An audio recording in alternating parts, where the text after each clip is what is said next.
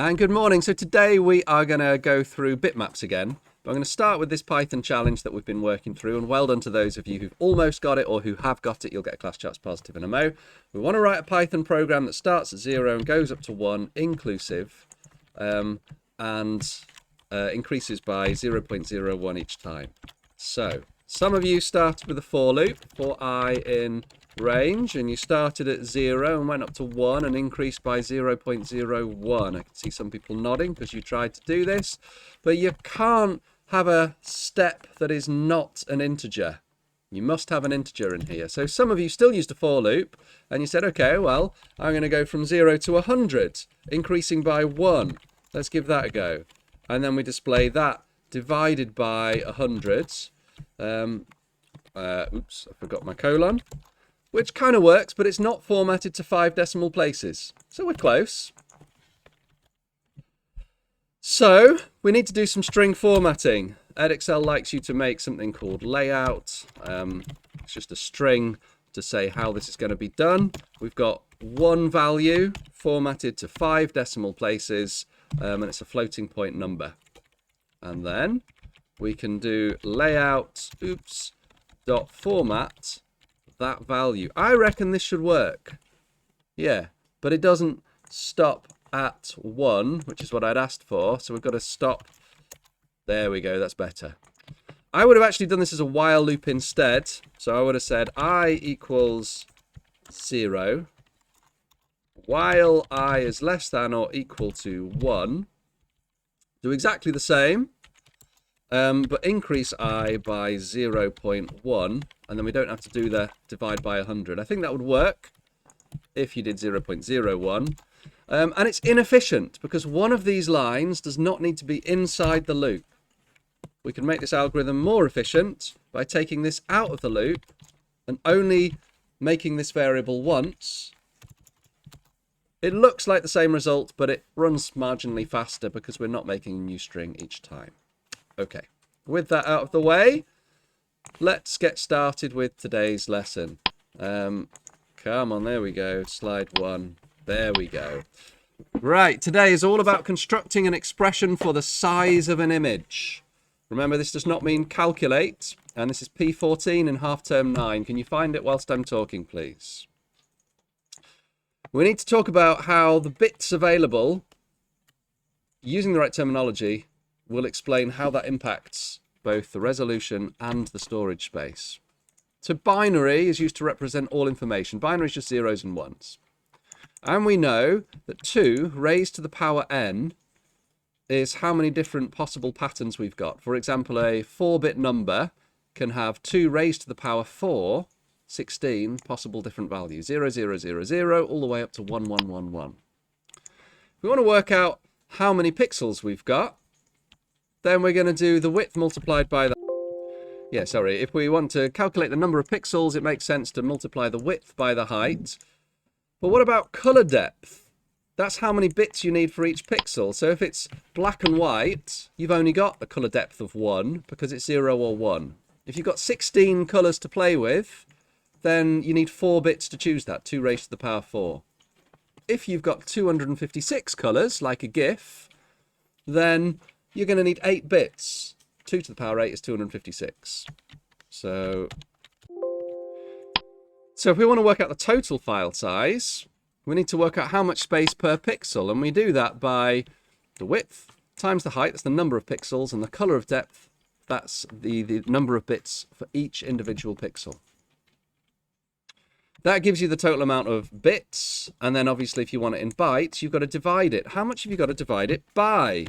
Yeah, we've got to divide by 8 if we want to go into bytes, and then we've got to divide by 1024 if we want to go into kibibytes, and another 1024 if you want to get into mebibytes, etc. And if you remember, we always use the not the standard units, the IEC units, because that's to do with binary, as in 2 to the power 10 is 1024. So you divide by 2 to the power 10, which is 1024, to go from bytes to kibibytes.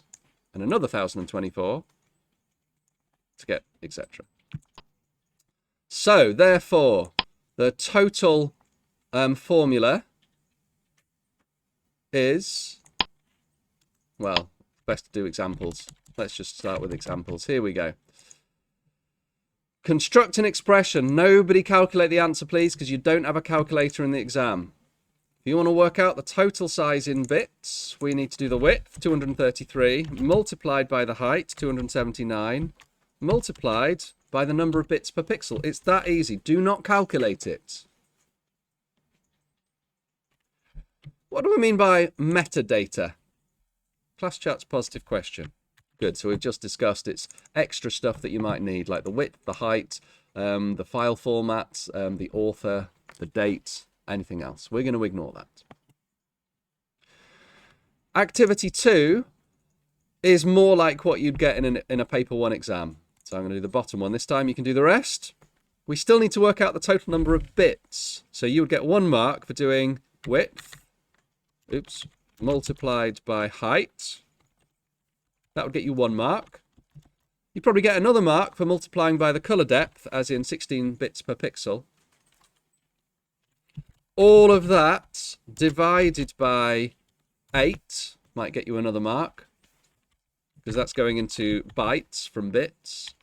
And we want to go into mebibytes. So somewhere on your paper you would have written, kick my granny to pieces, because we want to go 1024, another 1024. So you could write that like this, or you can write it like that. In Word, that's Control-Shift equals. It's obviously a lot easier to do this on paper than remembering the keyboard shortcut. How many marks would you get? Depends on the mark scheme, but probably 1 for that, a second one for that, third one for that, fourth one for that, and even a 5th one for dividing that by that. So a lot of marks for these construct an expression. If you write down just the answer and you somehow manage to calculate this in your head, you get 1 of those marks. You'd miss out on all of the rest. Don't do it. Construct an expression means write down what you would put into a calculator, not what the calculator says the answer is. Activity 3 is what you'd expect in the actual exam. So let's go through part BI. Construct an expression to calculate the file size in kibibytes of an 8-bit color image. I'm going to color code this with a width of 640 and a height of 480. And we want it in kibibytes.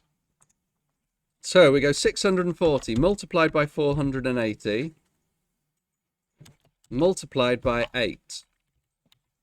This is the size of the image, not the file size, but the size in pixels.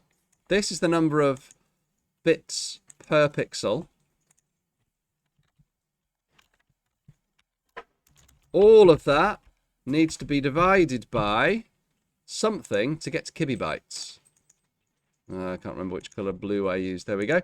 What do we need? Well, we need to divide by 8 to go from bits to bytes. We need to divide by 1024 to go from bytes to kibibytes. Do the rest of activity 3 for me, please. So we've had a question about the phrase true color here. 24-bit true color means you're going to use 1 byte for red, 1 byte for green, 1 byte for blue. 1 byte is 8 bits, 2 bytes is 16 bits, 3 bytes is 24 bits. That means any particular image is going to be up to, well, it's going to be 8 bits for red, 8 bits for green, and 8 bits for blue. This is where these hexadecimal color constants come from that you see if you search for, well, let's see, shall we? HTML color picker. Should have spelt it the American way, but it'll still work. Any color that you like will give you a hexadecimal representation. And the human eye, most people's human eyes, cannot detect the difference between like 0, 0 and 0, 1 here. So we call it true color. Sometimes images are 32-bit rather than 24-bit, and you might think, well, why are we using more bits than we need to? And that's because you have an extra 8 bits for transparency. Yeah, well spotted. That should be times. I said divided because we want that divided by 1024, but I wrote divided instead of wrote multiplied. Well spotted. So in activity 4, you have a table here to say what happens if this happens. So the width of the image is doubled. Well, the resolution doesn't change. Remember, the resolution is the number of bits per pixel. Sorry, rubbish. That's not true. It's the number of pixels per inch. So if you have... I don't know how to say this, really. If you've got an image that is twice as big, but the same number of pixels per inch, the resolution is still the same.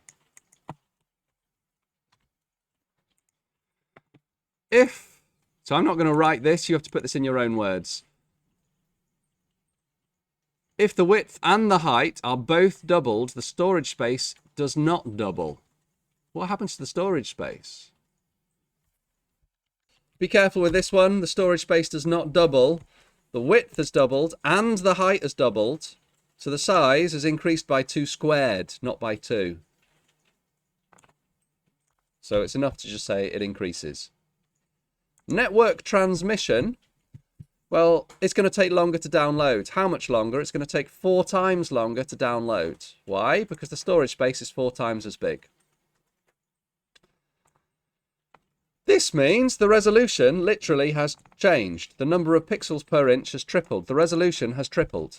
Number of pixels per inch is the definition of resolution. So if that's tripled, resolution has tripled. What does that mean? It means when you look at it, it's 3 times as clear. The pixels are packed 3 times as closely together.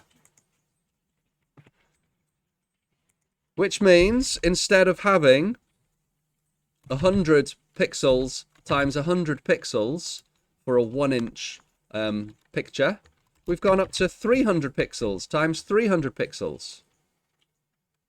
So the storage space has not tripled. It's gone up by a factor of 9. It's gone up by a factor of 3 squared. So there's 9 times as many bits here, which means it's going to download 9 times as slowly. It's going to take 9 times as much time to download. What does this mean? Color depth has gone from true color, 24 bits, 1 byte for red, 1 byte for green, 1 byte for blue, to 8 bits. That could be grayscale, or we could just have a color palette like a GIF where we've got 256 colors to choose from. The resolution stays the same, still the same number of pixels per inch. The storage space, has it increased or decreased? You tell me. It's decreased by a factor of 3. If the storage space is decreased by a factor of 3, it's going to download 3 times as quickly. Or the time to download it has decreased by a factor of 3. I want these to be conceptually and logically natural. Number of pixels per inch. How many bits it takes to store it. And how long it takes to transfer. So I'm sorry about this ridiculous question here. I think what it's looking for is that sometimes you want to reduce the storage space in order to reduce the amount of time it takes to download, and the human eye often doesn't really detect the difference. And I'll show you an example. So let's have a look. We're going to change the properties of this picture and see what difference it makes. So first of all, I'm just going to remove the background so we can talk about transparency. So this is switching over to iMedia really rather than computer science, but I still think it's relevant and useful. Oh gosh. Change the tolerance right down. Needs to be contiguous. There we go. Let's export it for the web. We can save it in different file formats. We could save it as a PNG with 24 bits true color, supporting transparency, and it's going to be 4.4 megabytes at 2000 by 1800. If you're only going to display it on the page of a web page at like 400 pixels, then it doesn't make sense to store it so big, because you can decrease the file size from nearly 5 megabytes to 193 kilobytes. What about if we save it as a JPEG?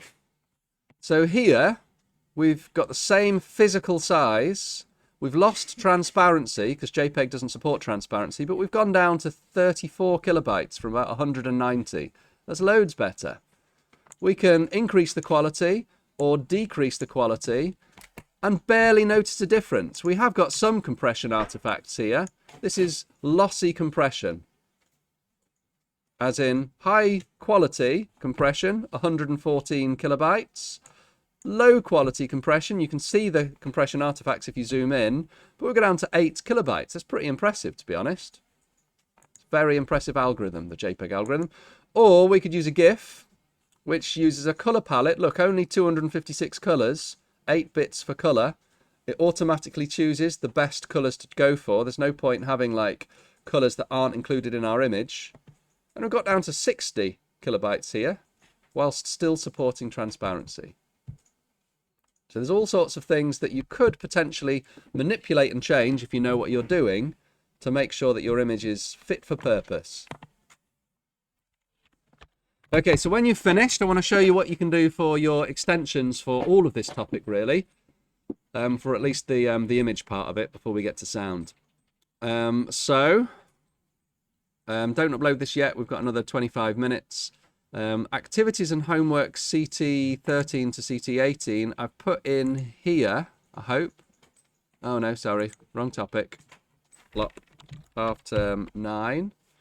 It's the other one, isn't it? Here we go. Activities and homework P13 to P18. I've put this, data representation of images extension. There's lots of different things that you can dip into here.